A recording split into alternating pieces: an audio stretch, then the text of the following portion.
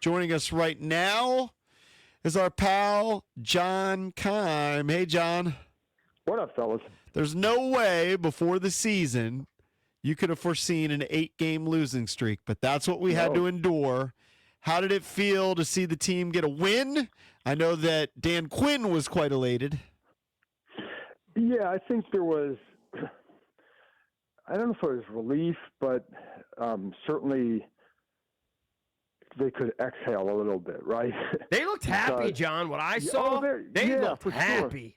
Sure. Oh, for sure, and you have to be happy. And I think even if you're out of it, right? It's 4-10. Like, okay, we know what the fans think and all that. But for them, like, the way they've approached this has been the same throughout. In other words, like the work they do, et cetera. So to finally be rewarded, it's a very good feeling. Mm-hmm. And you could definitely see, like, even on the face of Mariota after the game, there was just there was a burden lifted too, because like in last week was such an ugly game that to follow that up with, while it wasn't always pretty, like they could have put that game away a lot, right? The fumbles were silly, et cetera. But to follow it up with a win on the road in bad conditions, very, very cold, et cetera, where I've seen other teams who are just like, yeah, you go up there, you talk a big game, and then you get hit in the mouth and say, yeah, okay, it's just another game, right? So I think like all those factors led to that. Like they still believe in what they think they can do, not this year, but what they're trying to get to eventually. So I think all that adds up, and it's why they felt a lot, obviously very good. So it was, it was obviously very good. As a diehard fan, I'm happy anytime they win. Yeah. I'm thrilled. It was hard for me to get worked up for the game at this point, to be honest with you, John. For sure. I tell you, once it got going and they built the early lead, I definitely didn't want to piss that one away. And I was pretty emotionally invested for a 3-win team at that point. But I can't emphasize enough for those of us that wonder, is this DQ shtick really real? There's some cheesy elements to it for me. But when I saw, again, I'm an outsider. I only see what the cameras allow and what's available to them. But when I saw the guys, and that you could see real joy in that locker room for a 4-win team, that told me for sure he hasn't lost this team. And that's what they've all maintained. But sometimes I question. But for sure, there was real enthusiasm in there, and I was happy for the guys. Oh, for sure.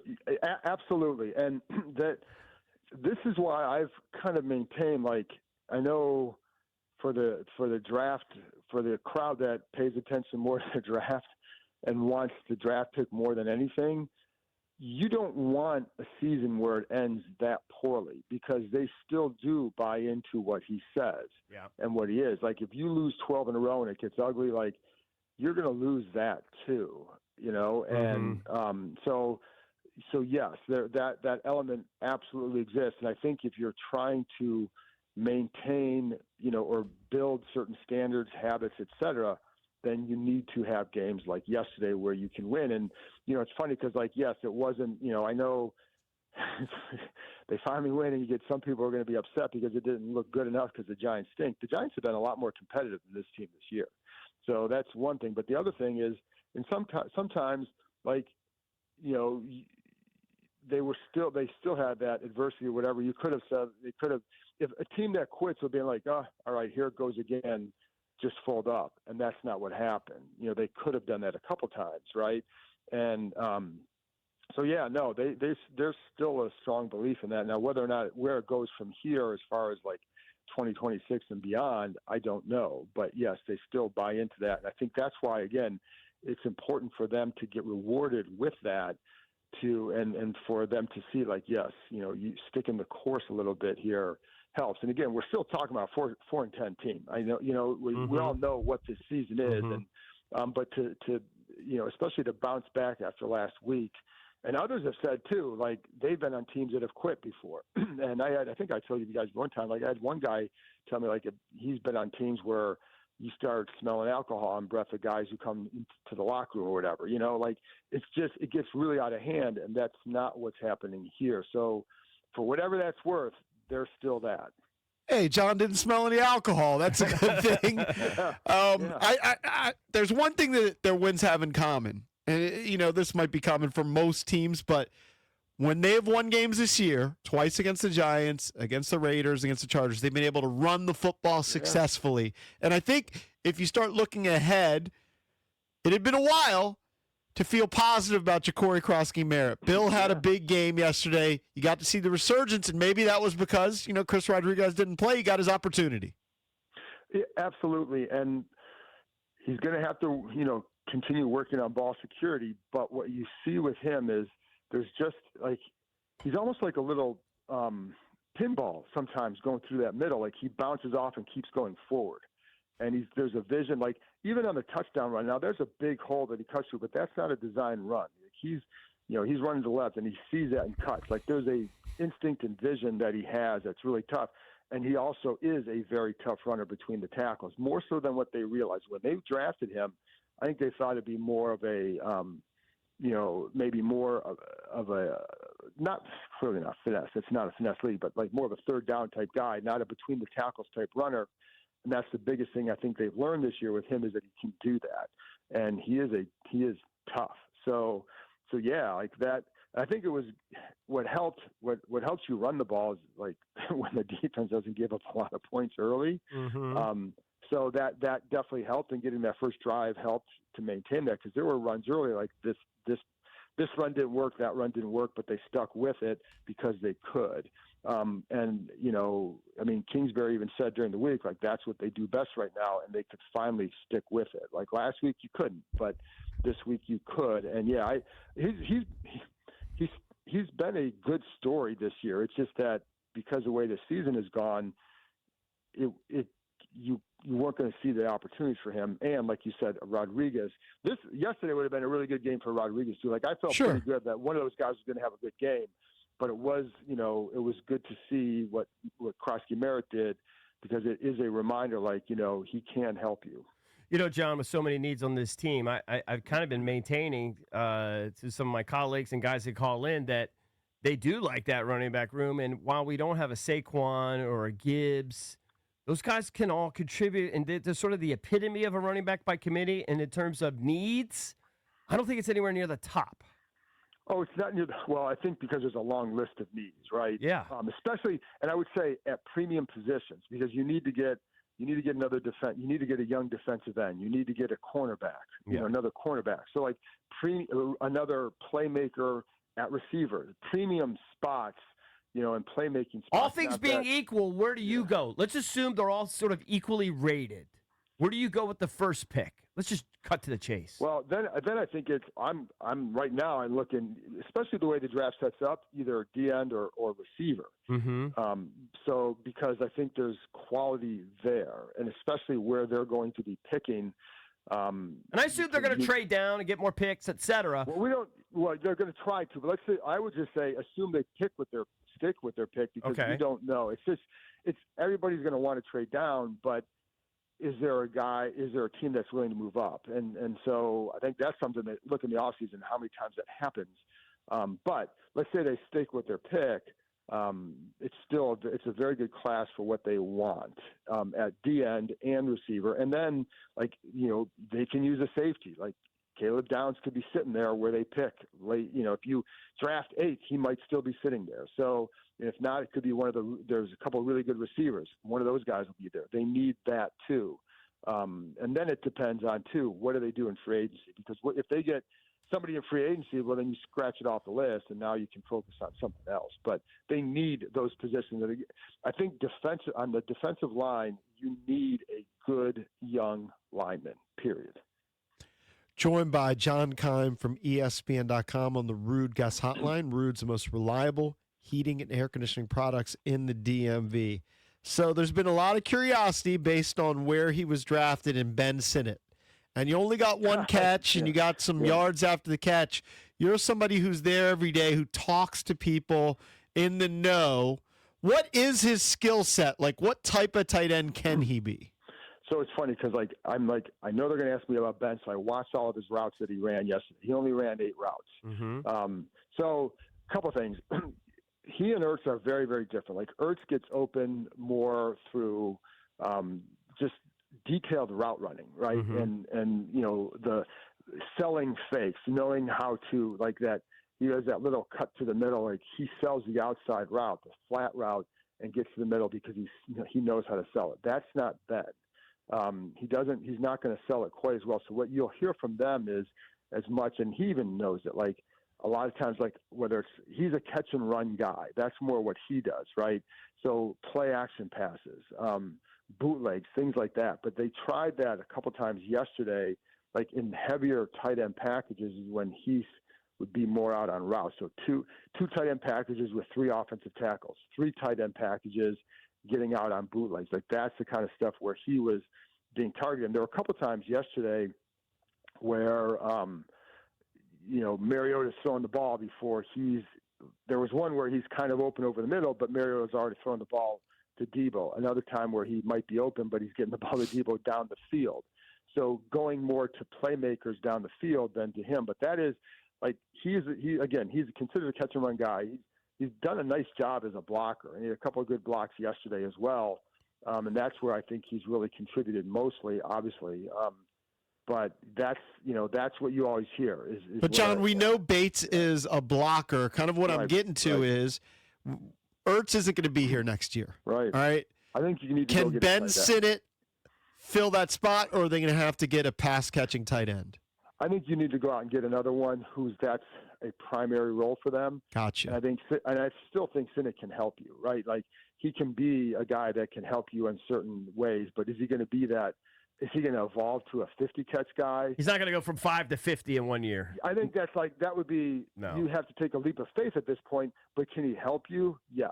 And I think the hard part is obviously he was drafted in the second round, so that makes it tougher to say that, but he can help you. It's just, will he evolve to that guy? I think that would be, at this point, asking a lot. And then it's like, I think then it's, what are you doing at receiver? Because then if you're a little bit more explosive there, do you need that as much? Like they don't have as many guys. So Ertz was a very good security blanket for them, and maybe that's what they need there. But, I don't know. I think you would probably want to go get another one there to help versus just expecting that he'll take that kind of a leap.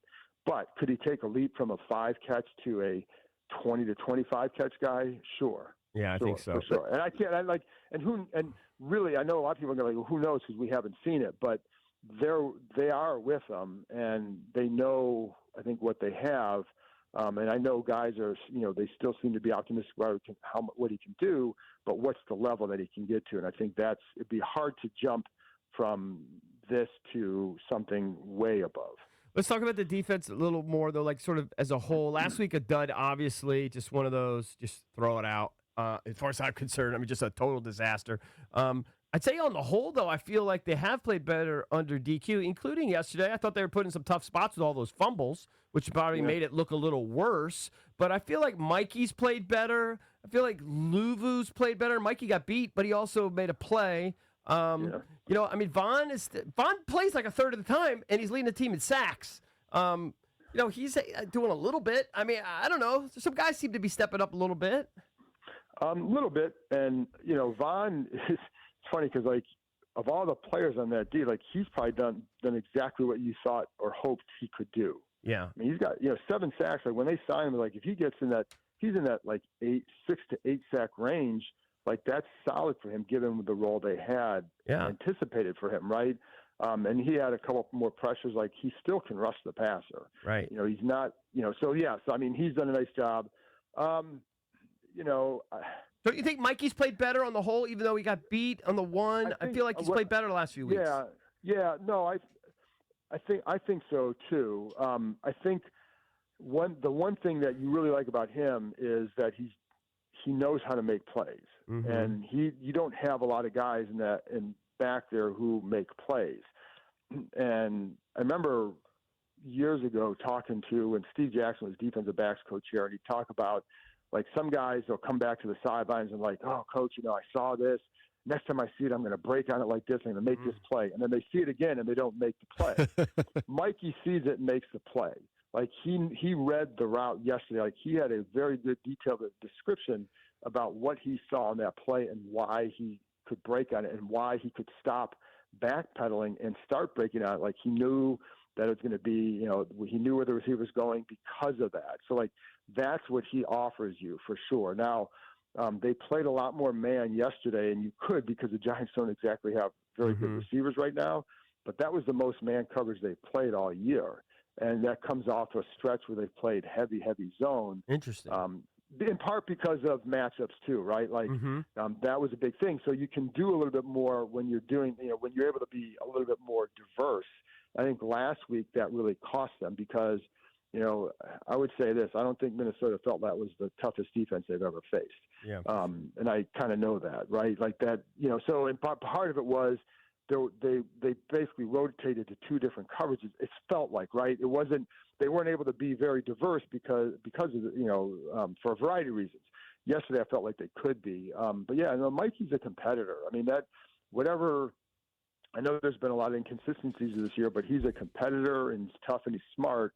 And you keep trying to find where guys like that fit best because he can help you when you get him there. So, I still would say, like, get another, if you can get another bigger corner, like they like him playing more off coverage, with a zone using his eyes.